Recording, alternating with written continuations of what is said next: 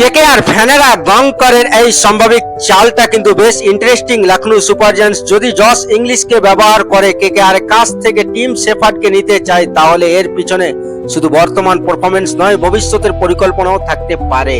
তো বন্ধুরা, তোমরা যদি আমার মতো কেকেআর কে মন থেকে ভালোবাসো, তাহলে ভিডিওতে এখনই একটা লাইক করো আর কমেন্ট করে লিখে দেন আমি কেকেআর। তো চলো বন্ধুরা, দেরি না করে চটপট করে শুরু করা যাক।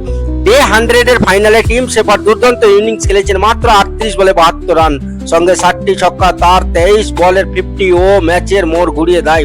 শেষ পর্যন্ত ম্যানচেস্টার অরিজিনালসকে চ্যাম্পিয়ন করতে বড় ভূমিকা রাখেন তিনি। এই পারফরম্যান্স নিশ্চয় লখনৌর মালিক সঞ্জয় গঙ্করের নজরে কেড়েছে।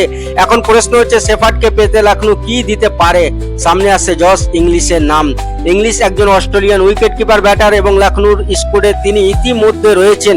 কিন্তু এখানে আসল হিসাব, 2027 সালে অস্ট্রেলিয়ার আন্তর্জাতিক সূচি বেশ ব্যস্ত হতে পারে। বিশ্বকাপ সহ জাতীয় দলের একাধিক দায়িত্বর কারণ অস্ট্রেলিয়ান ক্রিকেটারদের আইপিএল এ সম্পূর্ণভাবে পাওয়া যাবে কি না তা নিয়ে প্রশ্ন থাকতে পারে।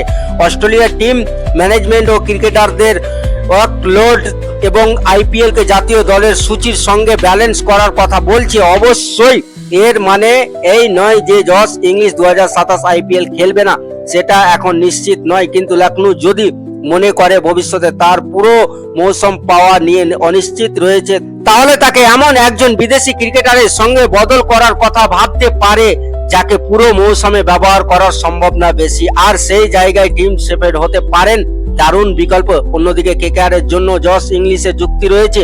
তাদের দরকার একজন ভালো উইকেট কিপার ব্যাটার এবং ইংলিশ সেই জায়গাটা সরাসরি পূরণ করতে পারেন। ফলে লখনৌ যদি বলে তোমরা শেফার্ডকে দাও, আমরা জস ইংলিশকে দিচ্ছি, তাহলে কেকেআর এর অন্তত প্রস্তাবটা নিয়ে ভাবতে পারে। তবে কেকেআর এর দিক থেকেও বড় প্রশ্ন থাকবে, শেফার্ড তো তাদের হাতেই রয়েছে, তাহলে তাকে ছেড়ে দেওয়ার প্রয়োজন কি? এখানে ট্রেডের আসল হিসাব। ট্রেড শুধু কে ভালো ক্রিকেটার সেটা দেখা না হয় না, দেখা হয় কোন ক্রিকেটার কোন দলের জন্য বেশি প্রয়োজনীয়। লখনৌর দিক থেকে হিসাবটা হতে পারে জস ইংলিশের ভবিষ্যৎ অ্যাবিলিটি নিয়ে। যদি প্রশ্ন থাকে তাহলে তার পরিবর্তে শেফার্ডকে নিয়ে আসা। আর কেকেআর এর দিক থেকে হিসাবটা হতে পারে শেফার্ডকে ছেড়ে দিয়ে একজন প্রতিষ্ঠিত উইকেট কিপার ব্যাটার পাওয়া। অর্থাৎ এই দুই দলেরই প্রয়োজন যদি এক জায়গায় মিলে যায়, তখন এই ট্রেডের সম্ভাবনা তৈরি হতে পারে। আর একটা বিষয় খুব গুরুত্বপূর্ণ, শেফার্ডকে গঙ্কর নিজের চোখের সামনে দিয়ে 100 ম্যাচ জিতাতে দেখেছেন, ফলে তার প্রতি ব্যক্তিগত আস্থা তৈরি হতেও স্বাভাবিক।